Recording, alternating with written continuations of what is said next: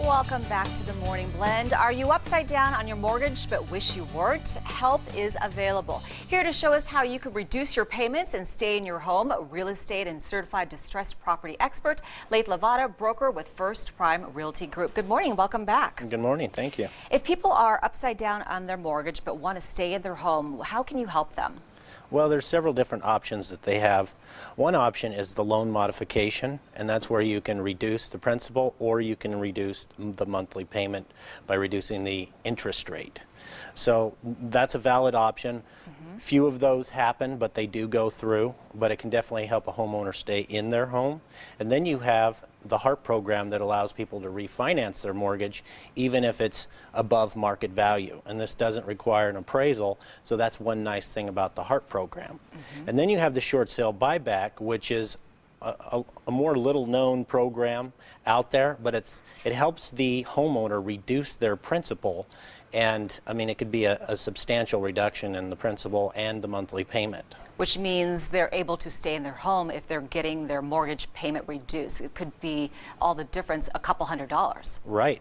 Yeah, and are a lot of people, do you find, in this position still? Oh yeah, a lot of people are still upside down. I mean, we had a decrease in home values by 50–70% from the top of the market. So we're still finding people that are still at 50% below market value in their home values. Now, what type of homeowner could qualify for this? If you've had a bankruptcy or something like that, can you still qualify? Oh yeah, you can definitely qualify. Well, you have to talk to your bankruptcy attorney, but you want to catch it before that. You know, if you can submit for a short sale buyback before a bankruptcy or something like that, you're going to want to do that. And if someone is considering doing this, they should probably talk to you sooner rather than later to start this process, because it does take a little bit of time. Oh yeah, you want to start it as soon as possible. If you get the notice of default on your door, you definitely don't want to wait, because the process does take some time. We've got to get an investor lined up to purchase the property and then short sale it back to you. And how does the homeowner know that the investor will actually sell it back at the end of this period if they're going with that program? Well, that's the beauty about this, is it's a completely transparent program. So we draw up the purchase contract between the investor buyer and also between the homeowner in order to lease option or lease purchase it back within 3 years. So it is a contract, it is drawn up, it is submitted to the lender, the short sale lender, for approval.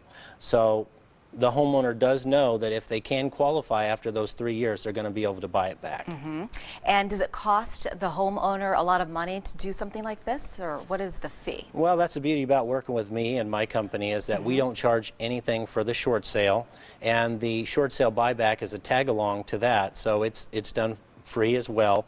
And the lender will actually pay our fee for service or a commission, and we don't get paid until the deal actually closes. So that's the nice part, is they don't have to come out of pocket with any money to do this program. And if they were going this route, how long would it typically take?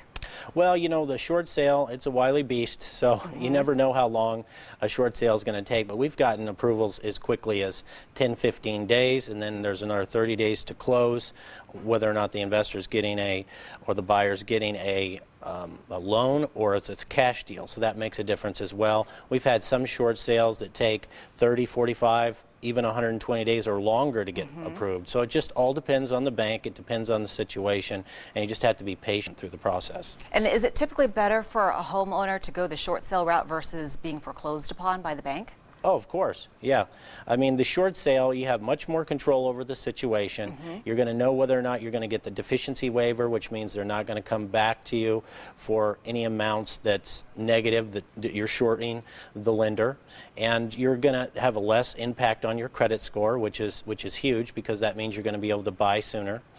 And with a short sale, you are able to buy sooner than with a foreclosure. So. And tell us about your radio show that you do as well. Oh, we do that on the weekends. We have one show at 7 to 8 a.m. on Saturday, another one from 1 to 2 on Saturday, and then we do another show 4 to 6 on Sunday, and that's PM show. You're a very busy guy. What is the #1 question that you get asked on the radio? The #1 question that we get asked is, when am I going to have to move out of the property? And that leads back into the notice of default and the foreclosure timeline. And that timeline can be anywhere from, well, the timeline, it starts on the notice of default, and that'll be 90 days.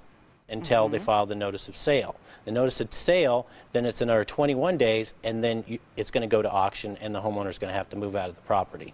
So that notice of default, though, is usually filed somewhere around 3 or 4 months after they've missed their payments.